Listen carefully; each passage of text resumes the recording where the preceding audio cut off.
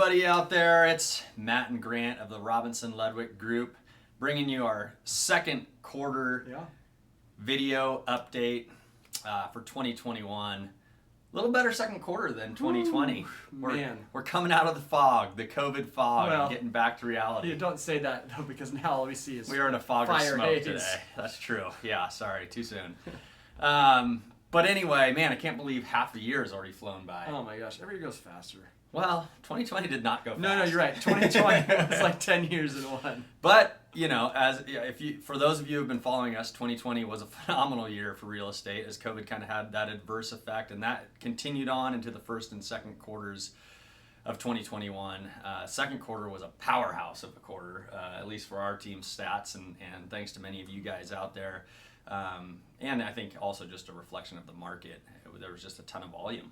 Yeah, well, you look at the citywide market, Matt, and just look at the median home values here and what they've done from the end of last year through the first quarter and then the jump that we made in the second quarter. We've gone from being just under $600,000 from median at the end of March to now we're flirting with almost $700,000 as a median here as we get into the third quarter. So you're talking about almost $100,000 jump in one quarter alone. And, we saw that play out in real time because we've seen the stories we have now just in the last 3 months, 6 months of multiple offers, homes selling for upwards of $300,000 over asking, 30 plus offers on listings. It just was bananas out there, and that can't last forever. In fact, we'll talk maybe a little bit more in a second about how we think that's changing already, but it shot prices up.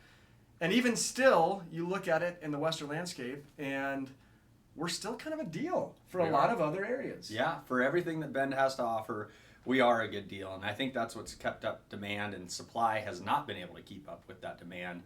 Yeah. The good part, though, especially for the just longevity and health of our market, is it feels like we've settled in to much more of a balanced market. Now, that's unfortunate for the sellers out there because as of the past, let's call it 3 weeks, coming into this third quarter, we haven't been seeing those multiple offers. We've had very traditional listings that rather than having 20 to 30 showings in the first couple of days, might have one in the first week.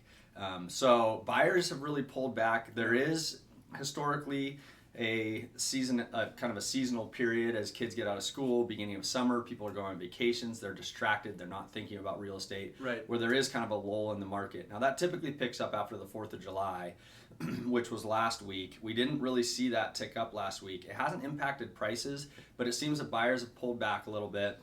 Pricing hasn't come down, but activity just has really slowed. So it's starting to balance out as being, maybe a much more equal buyers and sellers market. And for those buyers that got discouraged and maybe gave up, now's a good time to jump back into the market because there's a lot more opportunity. You don't need to be scared about having to waive inspections, go way over asking. Right. It's just a much more calm, reasonable market. But for sellers, it has been tough for us because their expectations are, our house is going to receive 10 offers in the first 2 days and go for $40,000 over asking. It's just not happening right now. Whether we get back to that, I guess remains to be seen. Yeah, the demand is still out there.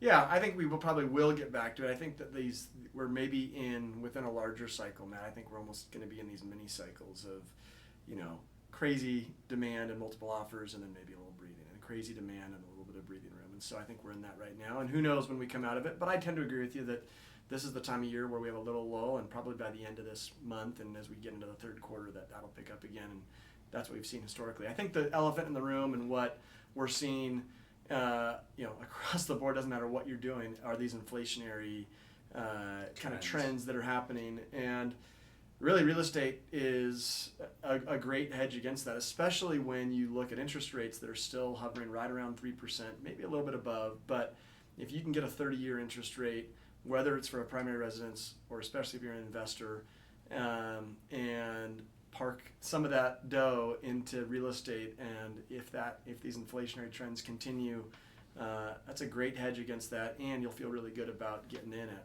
3.5% as opposed to, if you see interest rates rise up to that more historical levels of somewhere between 5 and 6, which I feel like they have to at some point, and maybe this is just the catalyst that's going to do that. Yeah, that's exactly right.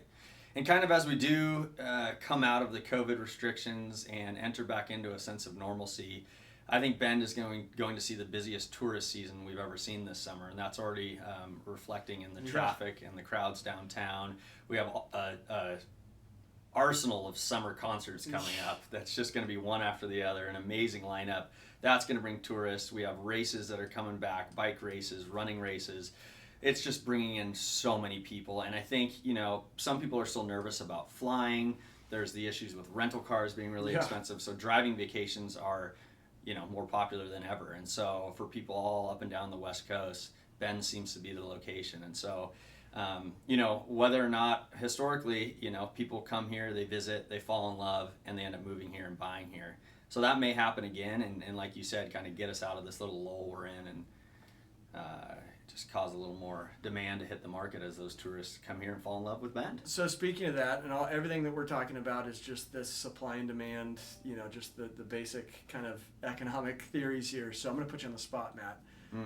When do you think, so we're at just about $700,000 as a median home price, at what point do you think Bend is going to crest $1 million as a median home price? Oh man, 2027. Okay. I'm gonna go on the under in that. I think it's gonna be 2024. Oh, geez. I think we're 3.5 years away from $1 million median home value. But again, what do we know? We're just the experts in the area. We'll see who's right. But I think it will happen. And again, nowadays when people are comparing and shopping in different states, different regions, and comparing value, Bend just has so much value to offer. And so you look at where Grant's from in Santa Barbara. I mean, if you plopped either one of our houses there, you probably add $1 million or $2 million to the price tag, if not more than that. I mean, probably 3x. Yeah. So. Yeah. And so, it'll be interesting to see. And one other, I think, note to touch on here is that the luxury and ultra luxury market has really taken off. We're talking probably the $2 million plus dollar amount, and it seems to be holding a little stronger than the $1 million and under price point right now. I just talked to a broker this morning that does a lot of business in that price range, and he said it's pulled back just a little bit, but they're still getting great offers. They may have 6 showings and 1 strong offer rather than 15 showings and 3 offers that compete against each other. So not quite as strong, but still those houses are moving. And historically, it's taken upwards of a year or more to sell a home that's $3 million plus in Bend. Now those can go right away if it's a good value. Yeah. So, still lots of good things. Still lots of growth. We've talked about this now. I feel like for years. We still have a couple decades of, I think, substantial growth, and we'll have peaks and valleys through that. But it's a great spot to be if you're already here. It's a great spot to invest, and we feel like we're the team well positioned to help you or your friends or family out. So we appreciate you guys watching this. Hopefully you learned something, and as always, feel free to reach out to us, pass our contact info along, and we're happy to talk with you or anybody else about all things real estate here in Central Oregon. That's right. Hope you enjoy our newsletter and this video and found it helpful, and we'll look forward to seeing you next quarter with an update. Thanks for watching. Hey, thanks so much for watching today's video. If you haven't already, make sure to follow us on Instagram and Facebook. Our handles are shown here on the screen, and you can always find our contact information or more about us on www.buysellbend.com. Thanks.